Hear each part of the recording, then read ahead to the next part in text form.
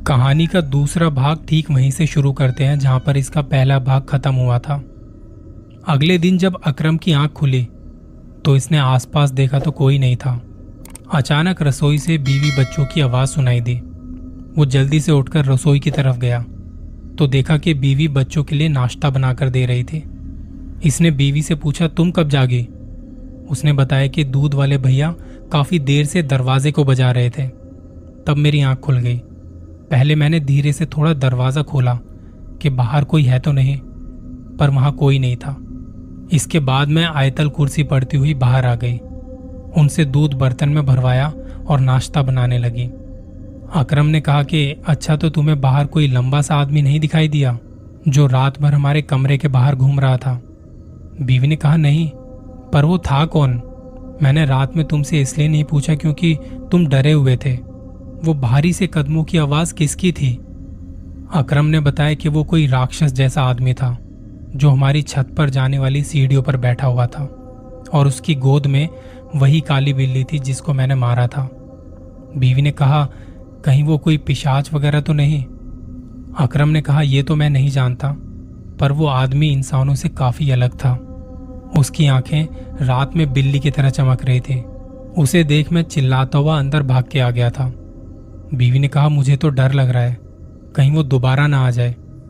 अकरम ने कहा, ऐसा कुछ नहीं होगा, मैं आज ही इस बारे में किसी से बात करता हूँ। इसके बाद अकरम ने नाश्ता किया और वो काम पे चला गया। अकरम ने ये सब अपने एक दोस्त को बताया तो दोस्त ने कहा कि ये मुझे कोई ऊपरी हवा का मामला लगता है। मैं एक पीर बाबा को जानता हूँ जो कि इन चीज़ों को काबू करते हैं। अकरम अपने दोस्त के साथ काम के बाद सीधा उस पीर बाबा के पास चला गया और उनको अकरम ने सारा वाक्य सुनाया। पीर बाबा ने कहा, मुझे तुम्हारे घर आके देखना पड़ेगा, वहां क्या हो रहा है। अकरम उन्हें अपने घर पे लेके आ गया। उन्होंने पूरे घर का मुआयना किया। तब उन्होंने अकरम को कहा कि कल रात तुमने जो देखा था वो एक जिन था। इस जिन की जान उस काली बिल्ली में है जो उसकी गोद में तुमने देखी थी। अगर तुम्हें इससे पीछा छुड़वाना है तो तुम्हें इस जिन को मारना होगा, क्योंकि अब ये काबू में नहीं आने वाला है। तुम्हें उस काली बिल्ली को मारना होगा, और एक बार बिल्ली मर गई तो समझो ये जिन भी गया। अकरम ने कहा कि बाबा, अब वो बिल्ली हमें मिलेगी कहाँ, क्योंकि वो तो उस जिन के पास थी। उन्होंने कहा कि ये सब तो मुझे नहीं पता, मुझे जो कहना था मैंने कह दिया। तुम्हें उस बिल्ली को ढूंढकर उसे मारना होगा। मुझे कुछ पैसे दे दो ताकि मैं तुम्हारे परिवार के लिए कुछ ताबीज वगैरह बना सकूं। अकरम ने उन्हें 1000 रुपए दिए और वो चला गया। शाम के वक्त जब अकरम कबूतरों को बंद करने लगा तो अचानक से एक कबूतर उड़ के दीवार पर बैठ गया। इससे पहले कि अकरम उसे पकड़कर बंद करता कि अचानक वही काली बिल्ली कहीं से छत पर आ गई। इस बिल्ली ने कबूतर की गर्दन को अपने मुंह में पकड़कर उसे धड़ से अलग कर दिया और कबूतर तड़पते हुए वहीं मर गया। वो बिल्ली दूसरी तरफ छलांग लगाकर भाग गई। अकरम गुस्से में बाकी कबूतरों को बंद करके नीचे आ गया। अगले दिन अकरम एक बड़ा सा और अजीब सा पिंजरा लेके आया जो कि किसी बड़े जानवर को पकड़ने वाला पिंजरा लग रहा था। अकरम ने उसमें 2 कबूतरों को डालकर उनके पैरों को किसी धागे से बांध दिया ताकि कबूतर बाहर ना निकल सके। फिर अकरम ने एक डोरी लेकर पिंजरे के दरवाजे पर कुछ इस तरह से बांध दी कि अगर डोरी में खिंचाव हुआ तो दरवाजा खुद बंद हो जाएगा। इसके बाद अकरम ने वो पिंजरा छत पर एक जगह पर सेट कर दिया और वो नीचे आ गया। काफी धूप हो रही थी, कुछ कुत्ते भी भौंक रहे थे उस टाइम पे। दोपहर में कुत्तों का भौंकना बड़ा अजीब होता है। उसने थोड़ा आराम किया और शाम को वो बिल्ली छत पर आई जो सीधे उस खुले पिंजरे में चली गई और एक कबूतर की गर्दन पकड़ के खाने लगी। तभी पिंजरे का दरवाजा एकदम से बंद होने की आवाज आई। अकरम भाग के छत पर गया। उसने देखा कि बिल्ली पिंजरे में बंद है। अकरम ने बाहर से उस दरवाजे को एक बार और बंद कर दिया। कुत्तों के भौंकने की आवाज बहुत ज्यादा आ रही थी। वो फिर नीचे गया और वहां से एक बोतल लाया जिसमें शायद केरोसिन ऑयल था। उसने वो सारा केरोसिन ऑयल बिल्ली के ऊपर छिड़क दिया। वो बिल्ली बहुत छटपटा रही थी पर पिंजरे से बाहर ना निकल पाई। अकरम ने उस पिंजरे को वहीं आग लगा दी। वो बिल्ली बहुत जोर जोर से चिल्ला रही थी। आसपास के लोग भी अकरम की छत की तरफ देखने लगे, पर किसी को कुछ नजर नहीं आ रहा था। वो लोग चिल्ला रहे थे, अकरम आवाजें कहां से आ रही हैं? उसने कहा कि मुझे तो नहीं पता। इसके बाद वो लोग इधर उधर देखने लगे। कुछ ही देर बाद पिंजरे के अंदर का सब कुछ जल चुका था। वो बिल्ली और कबूतर, सब कुछ खाक। अकरम को अब जाके सुकून मिला। वो हाथों को झाड़ते हुए नीचे की तरफ उतर रहा था। तभी इसे एक भयानक सी आवाज आई, जिसमें कोई अकरम को कह रहा था, तूने ऐसा करके अच्छा नहीं किया। अकरम ने यहां वहां देखा तो कोई नहीं था। वो चुपचाप नीचे जाकर बैठ गया। बीवी ने पूछा, क्या हुआ, आज बड़े चुपचाप हो? अकरम ने कोई जवाब नहीं दिया और बीवी से कहा, जल्दी से खाना लगाओ, मुझे बहुत भूख लगी है। अकरम खाना खा के घर से बाहर निकल पड़ा। जब शाम को घर आया तो इसने देखा कि इसका सबसे बड़ा बेटा सीढ़ियों पर गिरा पड़ा है। जब वो उसे उठाने के लिए गया तो अकरम के पैरों तले जमीन खिसक गई, क्योंकि इसके बेटे की गर्दन पूरी तरह से घूम के कमर की तरफ मुड़ी हुई थी। ऐसा लग रहा था जैसे किसी ने उसकी गर्दन मरोड़कर उसे मार दिया है। अकरम उसकी लाश देखकर इतनी ऊंची आवाज में चीखा कि आसपास के सभी लोग दौड़कर आ गए। जिसने वो मंजर देखा उनके होश उड़ गए थे। घर में मातम छा गया। अगले दिन जब बेटे को दफनाकर अकरम घर आया, बीवी से लिपटकर रोने लगा।